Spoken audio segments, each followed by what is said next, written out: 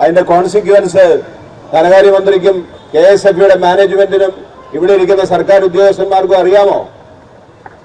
അറിയാമെന്നുണ്ടെങ്കിൽ ഒരു നിമിഷം പാഴാക്കാതെ ഇനി അടുത്ത സമരഘട്ടത്തിലേക്ക് KSFBയിലെ ജീവനക്കാർ മാത്രമല്ല നിങ്ങളോടൊപ്പം CITU എന്ന് പറയുന്ന മഹത്തായിട്ടുള്ള പ്രസ്ഥാനം ഉണ്ടാകുമെന്നുള്ള കാര്യത്തിൽ യാതൊരു സംശയവുമില്ല.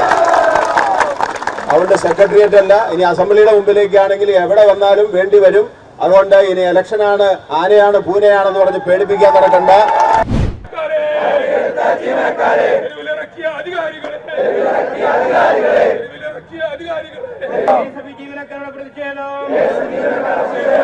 ജീവനക്കാരുടെ പ്രതിഷേധം, കരാർ അട്ടിമറിച്ചതിൽ പ്രതിഷേധം, അട്ടിമറിച്ചതിൽ പ്രതിഷേധം, സിന്ദാബാദ്, സിന്ദാബാദ്,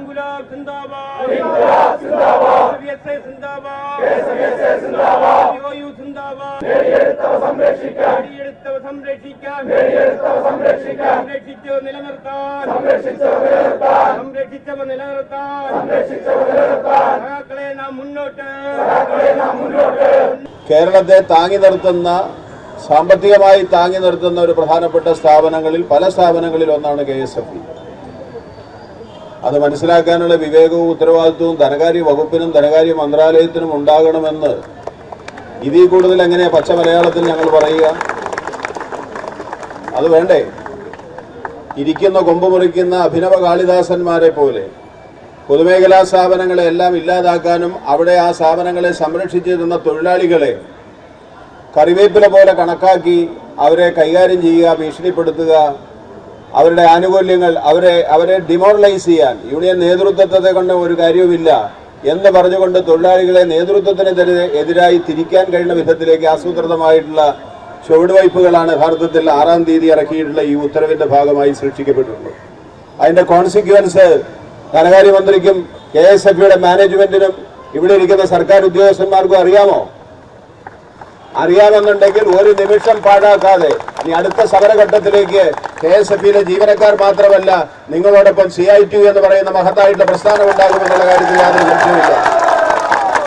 അതുകൊണ്ട് സെക്രട്ടേറിയറ്റ് അല്ല, ഇനി അസംബ്ലിയുടെ മുമ്പിലേക്കാണെങ്കിൽ എവിടെ വന്നാലും വേണ്ടി വരും. അതുകൊണ്ട് ഇനി ഇലക്ഷനാണ്, ആനയാണ് പൂനയാണെന്ന് പറഞ്ഞ് പേടിപ്പിക്കാൻ നടക്കണ്ട. ഈ ഉത്തരവ് റദ്ദ് ചെയ്ത് പുതിയ ഉത്തരവ് ഉണ്ടാക്കുന്നത് വരെ സമരസന്നദ്ധരായി യഥാർത്ഥത്തിൽ തൊഴിലാളികൾ ഉണ്ടാവുമെന്നുള്ളത് ഗവൺമെന്റിനെ ഞാൻ ഓർമ്മപ്പെടുത്തുകയാണ്. എല്ലാത്തിനും ഒരു പരിധിയുണ്ട്. ചില കാര്യങ്ങളെല്ലാം നമുക്കറിയാം, നമ്മൾ ആഗ്രഹിക്കുന്ന പോലെ എല്ലാ കാര്യങ്ങളും നടക്കില്ല. ഒരുപാട് ഓഫീസുകൾ, നമ്മുടെ CIT ഓഫീസിൽ തന്നെ ഒരുപാട് ആളുകൾ വരുന്നുണ്ട്. 10 കൊല്ലമായവരെ സ്ഥിരപ്പെടുത്തണം.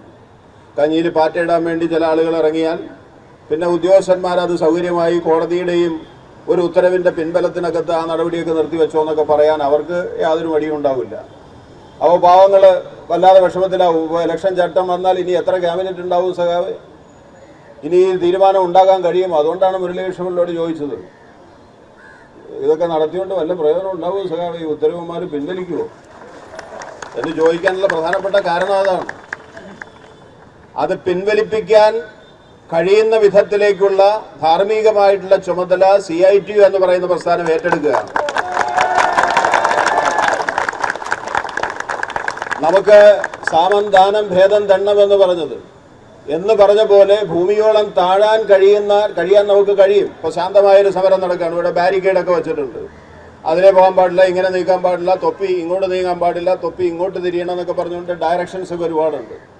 ഇതെല്ലാം ഞങ്ങൾ പഞ്ചപുച്ഛമടക്കി കേൾക്കാം. പക്ഷേ അതെല്ലാം ഒരു ദൗർബല്യമായി കണക്കാക്കിയാൽ ആകാശത്തോളം ഉയർന്നുകൊണ്ടാണെങ്കിലും ഇതിനകത്ത് പരിഹാരം ഉണ്ടാക്കിയിട്ടല്ലാതെ വച്ചകാലം പുറകോട്ടുണ്ടാവില്ല എന്നുള്ള കാര്യത്തിൽ ഞാൻ ഉത്തരവാദിത്വ ബോധത്തോടു കൂടി ഈ ഗവൺമെന്റിന്റെ ഭാഗമായിട്ട് തന്നെ നിൽക്കുന്ന ഒരു സംഘടനയുടെ ഭാഗമെന്നുള്ള നിലയിൽ ഞാൻ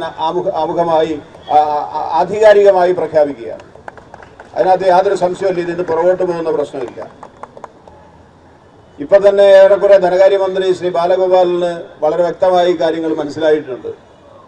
ഇതിങ്ങനെയാണ് വന്ന് ഭവിച്ചതെന്നുള്ള നിലയിൽ ഞാൻ അറിഞ്ഞിട്ടേയില്ല എന്നുള്ള നിലയിലാണ് ഇത് അദ്ദേഹം ഇന്നലെ പറഞ്ഞത്. ഞാൻ അറിഞ്ഞിട്ടില്ല എന്നുണ്ടെങ്കിൽ വളരെ പെട്ടെന്ന് കറക്റ്റ് ചെയ്തോ. ഞങ്ങൾ നാളെ ഒരു സമരം സെക്രട്ടറിയേറ്റ് മുമ്പിൽ വെച്ചിട്ടുണ്ട്, ആ സമരം മാറ്റിവെക്കണോ? നിങ്ങൾ ഉറപ്പ് പറയും.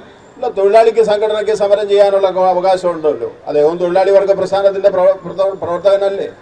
അതുകൊണ്ട് അദ്ദേഹം അത് പറഞ്ഞു, അത് ഞാൻ സമ്മതിച്ചു. പക്ഷേ ഞങ്ങൾക്കിത് അനന്തമായി തുടരണമെന്ന് ആഗ്രഹമില്ല. നിങ്ങൾ കറക്റ്റ് ചെയ്യുക.